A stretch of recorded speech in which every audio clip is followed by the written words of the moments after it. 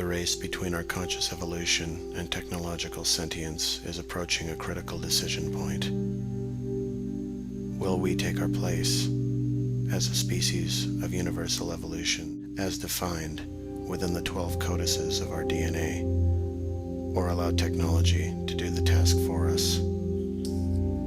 Technology, transhumanism, singularity, or whatever name you wish to give the union of man and machine, will certainly make a god out of us all. But will we be free? Will we understand the knowing of I am?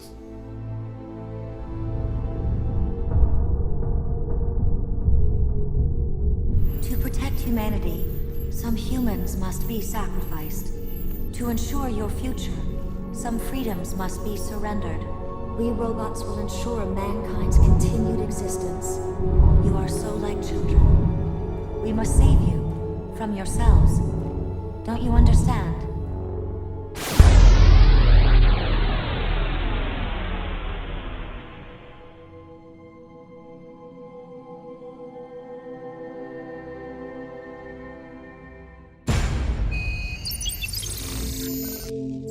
In Russia, as well as in the West, research has been underway for many years in biological synthesis, that is, artificial life forms.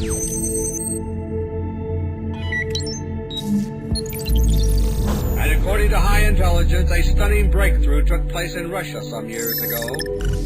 The Russians refer to this breakthrough as a providential discovery, something they learned almost by accident. They discovered the key to creating what are known as organic robotoids. An organic robotoid is an artificial robot-like creature. It looks and acts exactly like a human being, and yet it is not human. A robotoid is alive in the biological sense, but it is an artificial life form. Robotoids respond to conventional routine medical tests in the same way as humans do. They eat, they drink, they breathe, they bleed if cut, and they can be killed. Robotoids can also think, but they think only in the sense that a computer thinks. Like any other computer, the brain of a robotoid has to be programmed for each assignment it is given. But unlike many electronic computers, the biological computer brain of a robotoid possesses an enormous memory. As a result, robotoids can be programmed to communicate and think in such complex patterns that they act human. Look, don't imagine that these duplicates we've created are mere robots. They are not machines. They are living beings, produced by the genetic information in your own cells. There are no mechanical parts. Even those of us who create them can't tell the original from the duplicate.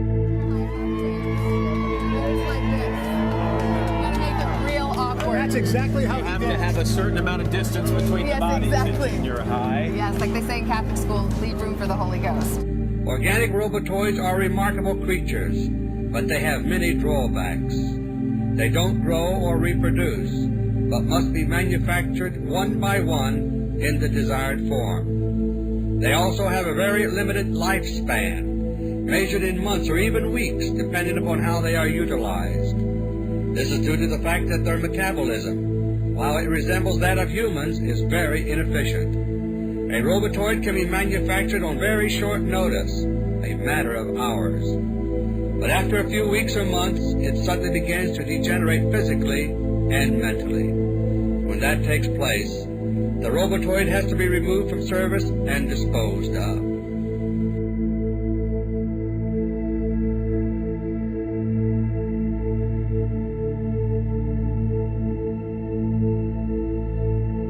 Just remind us how big a name he is in the sport of baseball.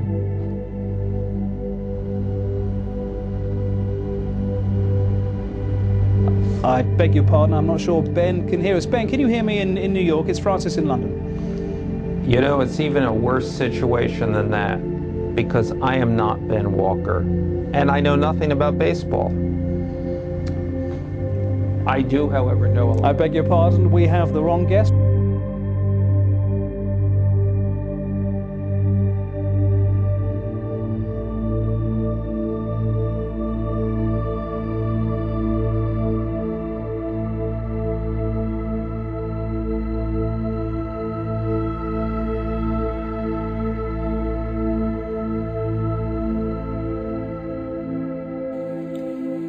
extend its useful life as much as possible, a robotoid is customarily cooled down to slow its metabolism between assignments. Organic robotoids are extremely expensive, troublesome creatures to produce and utilize. And robotoid capabilities do not exceed those of human beings. All they can really do is simulate human beings. But my friends, for intelligence purposes, that's all they have to do.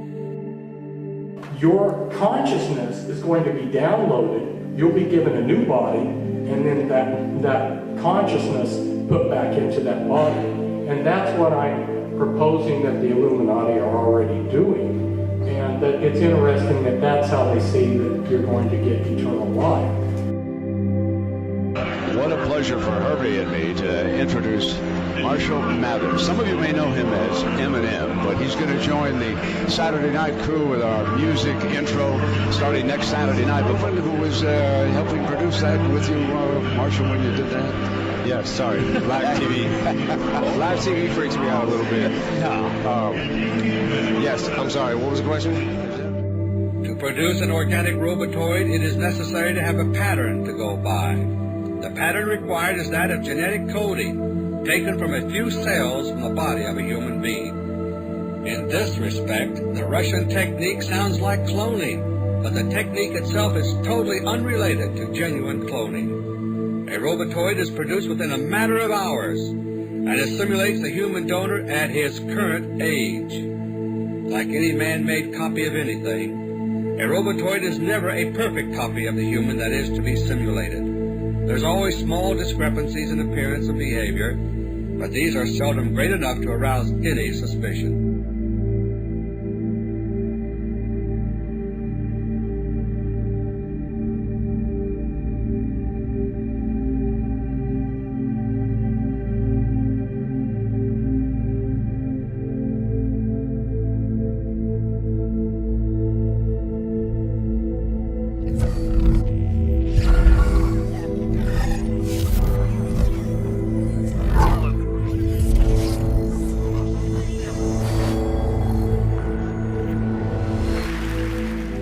We're here today to announce the first synthetic cell, a cell made by starting with the digital code in the computer, building the chromosome from 4 bottles of chemicals, assembling that chromosome in yeast, transplanting it into a recipient bacterial cell, and transforming that cell into a new bacterial species. So this is the first self-replicating species that we've had on the planet whose parent is a computer. Well, I think the Tree of Life is an artifact of some early scientific studies that aren't really holding up. I'm intrigued at Craig saying that the Tree of Life is a fiction. I mean, the DNA code of all creatures that have ever been looked at is all but identical. Surely that means that they're all related. The world around us has all completely turned to shit, but aliens are putting out a brainwave that keeps most people seeing a false reality. Aliens? Or robots from the future, whatever. He's made more of them. We call them hybrids. You think people will listen now?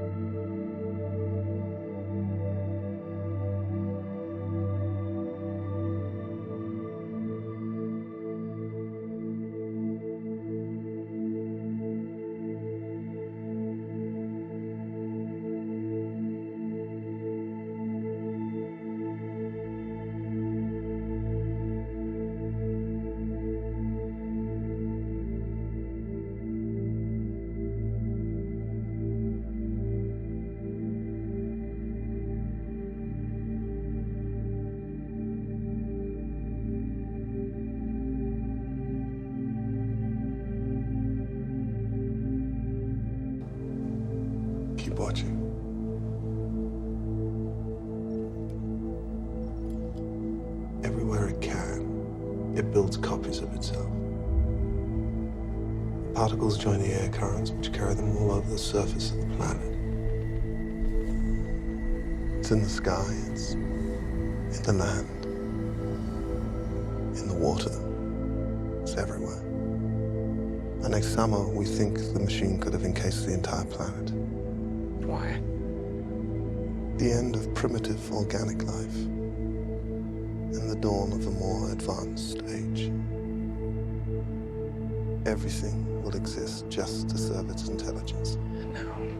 I revealed that the Russians can manufacture organic robotoids, which are almost exact carbon copies of real human beings. This is done by a process that simulates the genetic coding of the person to be copied. It sounds a little like cloning, but it's not. A clone of a human would itself be a human, but an organic robotoid is not human. It's an artificial life form, like an animal in some ways, but like a computerized machine in others.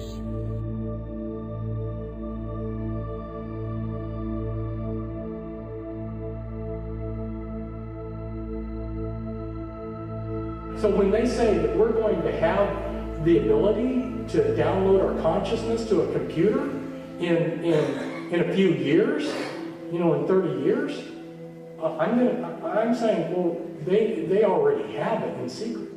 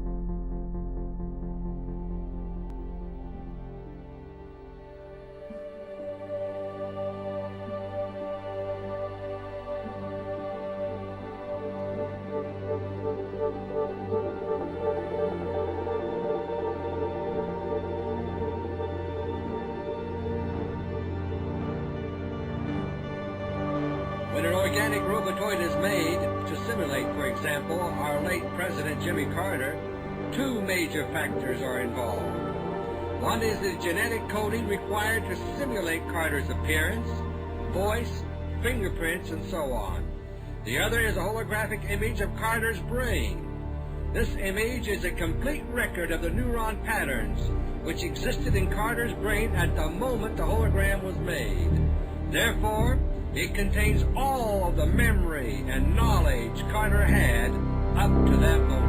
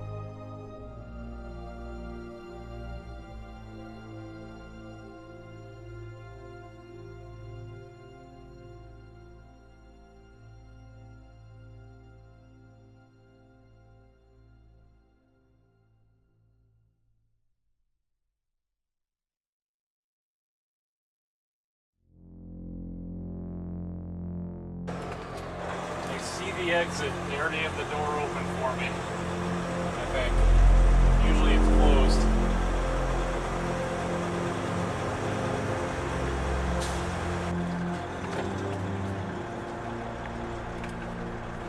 There we go.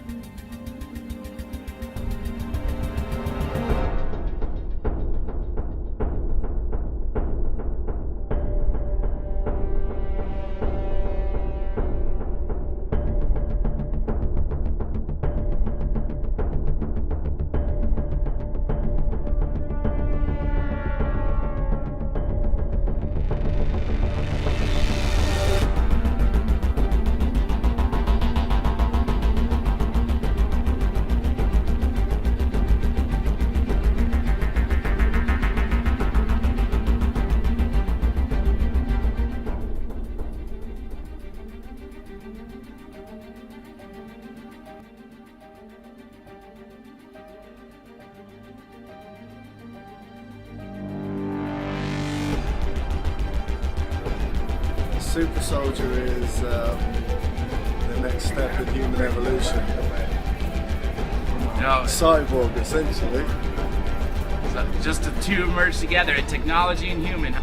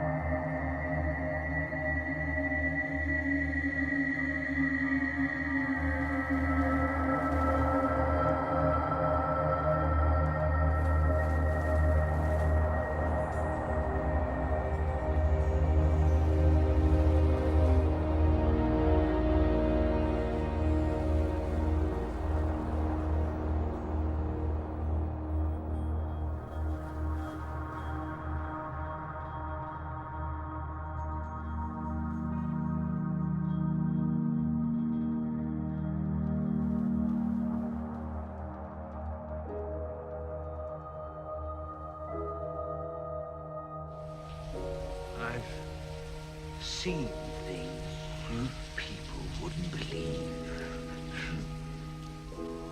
Attack ships on fire off the shoulder of Orion.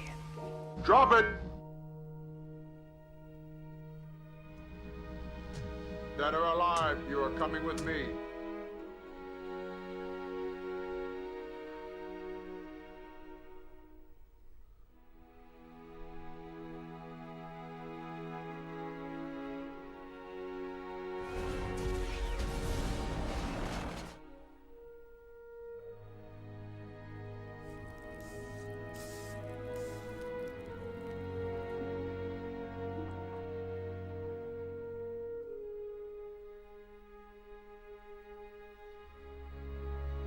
Attention NS5s.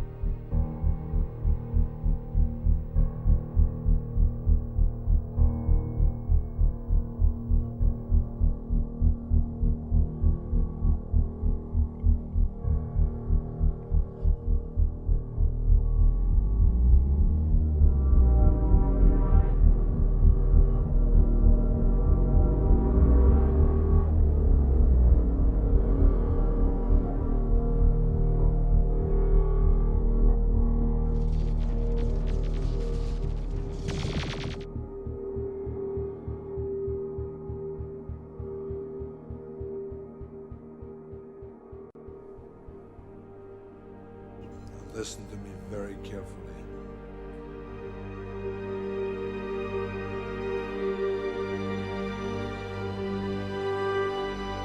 We're gonna fight them. We're gonna transcend them.